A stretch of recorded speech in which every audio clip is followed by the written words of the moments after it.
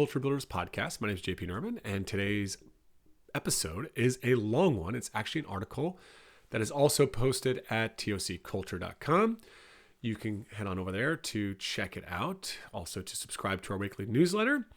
I think many people will appreciate the ability to read this one because there are a lot of questions at the end of this article that you might find valuable in your recruiting process.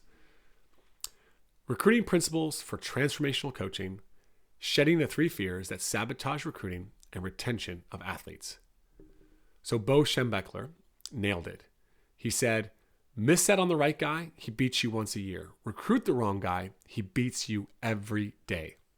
As coaches, we obsess over talent, rankings, stats, highlight reels, the fear of missing the one. But the real nightmare? A roster full of mismatches. Athletes who clash with your culture, drain your energy, and derail your mission as a coach.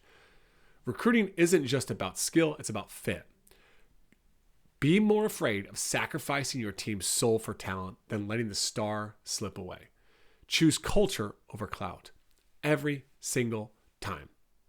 Here's the 3 fears of recruiting that often derail us. Number 1, losing the recruit. Fear of losing a player, whether to another program or the transfer portal, this hits hard. But this fear can backfire, leading us to avoid the conversations that clearly communicate our vision, values, and high standards. Number 2, not doing enough. Recruiting can feel like an endless journey. More calls, texts, visits, and tournaments. The fear of falling behind competitors can push us into overworking, forgetting that quality often trumps quantity. Number 3, missing out on that player. The dream recruit, the game changer, can be an obsession, but chasing that big win can blind us, tempting risky decisions that may ultimately harm the program's long-term success. End of the day, fear drives poor choices. Here's 6 principles for recruiting and retention. Number 1, targeted recruitment. Recruiting is like guess who. Ask questions to identify who doesn't fit in your program. Who don't we want?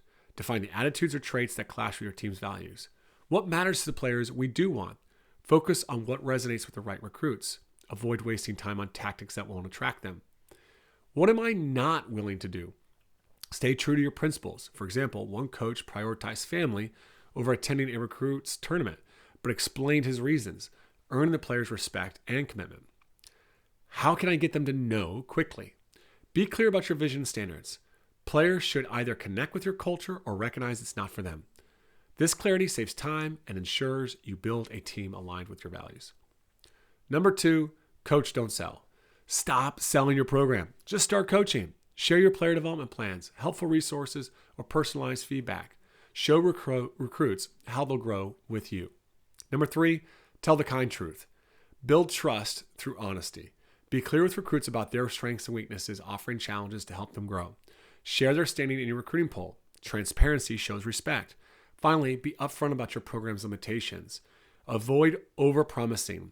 Authenticity leaves a stronger, lasting impression than trying to impress. Number 4, desperation is not a good look. Show genuine interest, but be comfortable with rejection. Let recruits know you value them, but your program's success doesn't hinge on any one player. Avoid assuming you know what's best for them, and never make promises you can't keep. Get comfortable saying, we'd love to have you, but we'll be okay without you. This approach shows confidence and helps maintain your program's integrity. Number 5, implement an assessment system. Talent isn't just about skill.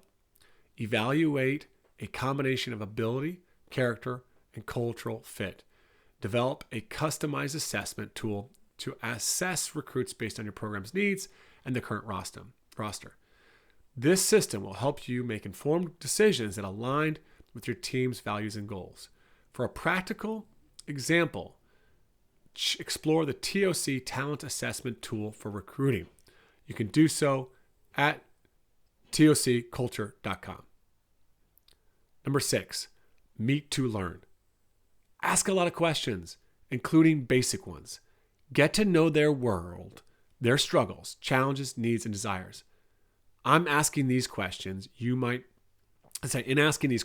find ways to offer kind truths or help them become more self-aware of things that may be holding them back. Questions about their past. How did you first fall in love with your sport? When did you realize you wanted to play this level? What have you had to sacrifice to get where you are today? What's the best team experience you've ever been a part of? Who's the best coach you've ever had and why? What's something you've recently failed at and what did you learn from it? What's been your biggest setback as a player? How did you respond? And how do you wish you had responded? Questions at the present. What do you enjoy most about your current team? What aspects of your current team are the most challenging for you? What's one thing you'd like to change about your current team? Tell me about your role this season. What was your job on and off the field? What was the most challenging thing about it? How did your role as a teammate this season positively impact others? How have you grown this season compared to previous seasons? Questions for the future. What do you want to experience by being a part of this team? What does team culture mean to you? We focus on earning roles and playing time here. How would you go about earning your spot on the team? What would success look like for you if you joined our team? What do you need from a coach to help you reach your potential? What aspects of practice do you enjoy the most, and which ones do you not enjoy? Here's some questions to meet to learn with parents. When did you realize this sport was their passion? What's most important to you as a family regarding your child's athletic journey? What would you like your child to experience with this team? How would you like your child to grow through this experience here? What specific goals do you have for your child in this program? What are their strengths? What are their biggest areas for growth? Is there anything we should know about your child that we haven't asked? Thanks for listening to the Culture Builders podcast. Be sure to subscribe and to check out these articles at tocculture.com.